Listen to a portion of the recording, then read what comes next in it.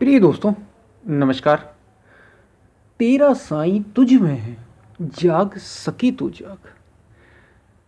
अगर तू जाग सकता है तो जाग, तेरा साईं तो तुझ में ही है। इसी पर हम वीडियो में बात करेंगे। उससे पहले अगर आप चैनल पर नए हैं तो सब्सक्राइब भी करें, वीडियोस को लाइक भी करें, जो पसंद आए उसको शेयर करना ना भूलें और पूरा सुने, वीडियो को अंत तक सुने तो आप वीडियो का लाभ ले पाएंगे। हम चलते हैं अपनी वीडियो की तरफ।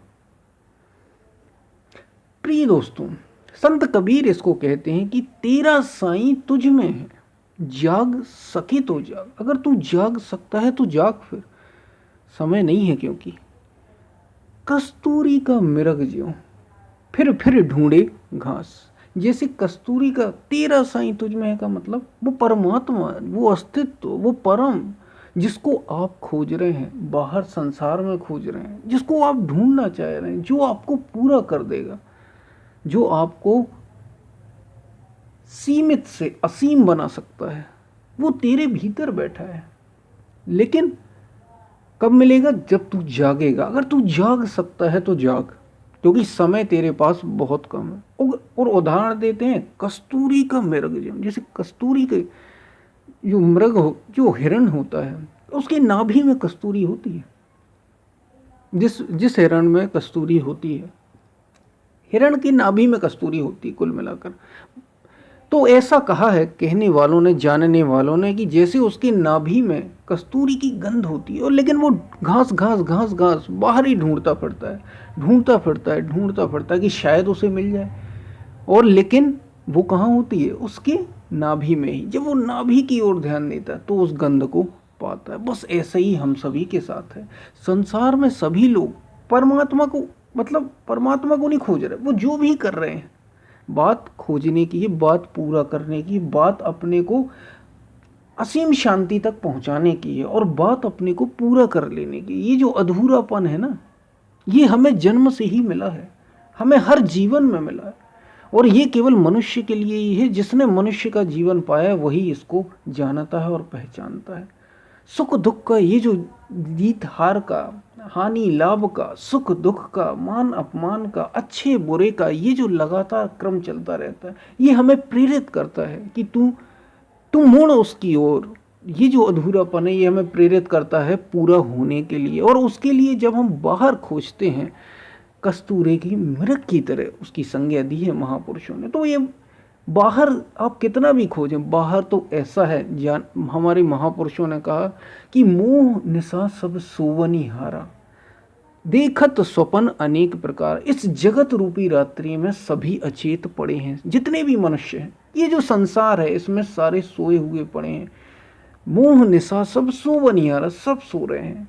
देखत स्वपन अनेक प्रकार, और तरह तरह के सपने भी देख रहे हैं, चाहे वे शरीर के हों, चाहे वे मन के हों। और क्या है, यही कामनाएं हैं, निरंतर हम देखते रहते हैं, सपने देखते रहते हैं। तो मोह रूपी रात्रि में सभी अचेत पड़े, सब सोए पड़े हैं।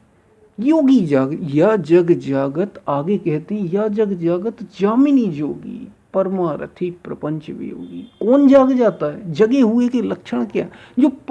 जो ये प्रपंचों का वियोगी हो जाता है, संसार के प्रपंचों का जो वियोगी हो जाता है, समझ लो वही जाग गया। यानी कुल मिलाकर जब आप भीतर की ओर मुड़ेंगे, ये जो अपने शरीर की वासनाएं हैं, शरीर की जो कामनाएं, जो मन की कामनाएं हैं, निरंतर होती जा रही हैं, अगर आप वास्तव में खोजना चाहते हैं सत्य को, परम को, परमात्मा को, ईश्वर को, तो वो भीतर मिलेगा। और कहा भी गया है, मुंह को कहाँ ढूंढे रे बंदे, मैं तो तेरे पास में। कहाँ हूँ? तेरे पास में हूँ। मुंह को कहाँ ढूंढे बंदे? तो कहाँ है परमात्मा? भीतर है, तेरे पास में है। तो संत कबीर यही तो कह रहे, तेरा साईं तुझ में है, अगर तू जाग सकता। अब जागने का मतलब क्या? मैंने आपको पहले ही बताया कि संसार में सभी हम निरंतर स्वप्न देख रहे हैं, सभी जी रहे हैं, सभी खा रहे हैं। कोई पद के पीछे है, कोई नाम के पीछे, खोज सब एक ही चीज को रहे हैं। वो सोचते हैं संसार में, हम सभी क्या सोचते हैं, शायद हमें इससे सुख मिल जाए। सुख के लिए ही तो सब कर रहे हैं। आप क्या सुखी होने के लिए खाना भोजन, तरह तरह का सुंदर भोजन किस लिए करते हैं? अच्छा भोजन किस लिए करते हैं? सुखी होने के लिए, जीव के स्वाद के लिए। शायद इससे आपको वो तृप्ति मिल जाए, लेकिन वो तृप्ति जो पूर्ण तृप्ति है, जो आपको तृप्त कर दे, जो आपको असीमित कर दे, वो तो परमात्मा ही है। और वो आपके कहीं नहीं बाहर है। वो जो गंध है ना, जिसको हिरण बाहर खोजता फिरता, उसके नाभि में ही है। ठीक वैसे ही वो परमात्मा हमारे भीतर ही है। खोजने की विधि है एक, उसे खोजना भीतर है, ना कि बाहर। बस इतना सा समझना है और लग जाना है फिर। लेकिन जागना हुआ। और जगे हुए के लक्षण क्या बताया? परमारथी प्रपंच वियोगी। ये जो संसार, परमारथी प्रपंच वियोगी, ये जो संसार का प्रपंच है, इससे वैराग्य कहा। मतलब संसार की जो दौड़ है, पद की, नाम की, रुपए की, पैसे की, धन की, स्त्री की, पुरुष की, पुत्र की, ये सारे मोह हैं, मोह के जाल है। सबके ममता ताग बटोरी, मम पद पनहि बांध बर डोरी।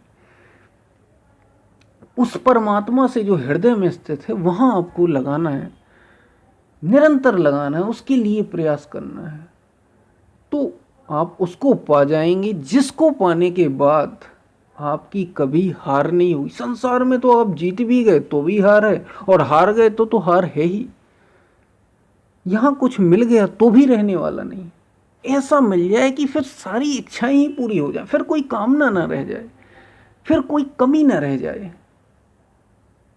वो अगर कहीं मिलेगा तो वो आपके भीतर है। बस उसी को साईं कह के संबोधित कर रहे हैं कि वो मिल गया अगर तुम्हें, उसी को भगवान, उसी को आत्मा, उसी को परमात्मा, उसी को परम तत्व कह के हमारे महापुरुषों ने बार बार ध्यान दिलाया है। और संत कबीर तो कहते हैं, सुनो भाई साधु, सुनो भाई साधु, सुनो भाई साधु। जागने की ही तो बात कर रहे हैं, वे जगाने का प्रयास कर रहे हैं कि तू जाग, वो कहीं नहीं है, भीतर बैठा है। जागना किसके लिए, ये भी जानना जरूर। जागना किसके प्रति? शरीर के प्रति। किसके प्रति? अपने मन के प्रति। किसके प्रति जागना? अपनी इस बुद्धि के प्रति कि मैं कर क्या रहा हूं, चल क्या रहा है। क्या मैं यूं ही बार बार चक्कर ही काटता रहूंगा? मेरे हाथ में रहेगा क्या अंत में? ये जागना है, ये जगे हुए के लक्षण है। ऐसा सोचना है, ऐसा विचार करना, ये जागने के लक्षण हैं। और इस ओर आगे बढ़ते ही चले जाना, बढ़ते ही चले जाना, बढ़ते ही चले जाना, ताकि हम उस सत्य तक पहुंच जाएं। और उसकी एक विधि, हमारे महापुरुषों ने ध्यान की, योग की, कई सारी विधियां, कर्म योग है, ज्ञान योग है, भक्ति योग है, ध्यान योग है। सारी चीजें एक ही बात पर फोकस करें कि तू अपने तक पहुंच जा। लेकिन याद रखिए, वो मार्ग है तो भीतर है, वो मार्ग कहीं बाहर नहीं है, वो मार्ग भीतर है। तेरा साईं तुझ में है, जाग सके तो जा। अगर तू जाग सकता है, तेरे पास समय है, अगर तू समझ गया है तो जाग। बार बार ये इंगित किया, बार बार हमारे महापुरुषों ने इस चीज को दोहराया है कि तू जाग। अगर तू जाग सकता है तो बिल्कुल समय ना गवा, क्योंकि बाद में तेरे पास पछताने के सिवा कुछ रहेगा ही नहीं। और तेरे पास मौका है, तू जाग सकता है, इसलिए इतना समझा रहे हैं। जाग जाग जाग। तो याद रखिए, वो परमात्मा, वो सत्य, वो परम तत्व, जिसको पाने के बाद हमें पाना क्यों है उस तत्व को? क्या जरूरत है उसको पाने की? क्यों कह रहे हैं तेरा साईं तुझ में है, जाग सके तो जाग? इससे लाभ क्या है?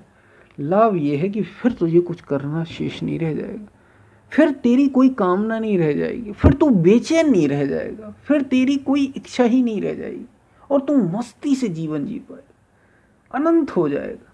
सोचो, ऐसा कुछ मिल जाए जो आपको पूर्ण तृप्त कर दे, तो इससे बड़ी बात क्या हो सकती? यही तो आप चाहते थे, जिसको तू अभी भी आनंद जिसका ले पाएगा, और मृत्यु के बाद भी ले पाएगा, क्योंकि तू जन्म मृत्यु से पार हो जाएगा। ऐसी चीज जो तेरे साथ मृत्यु के बाद भी रहेगी और पाने के बाद भी रहेगी।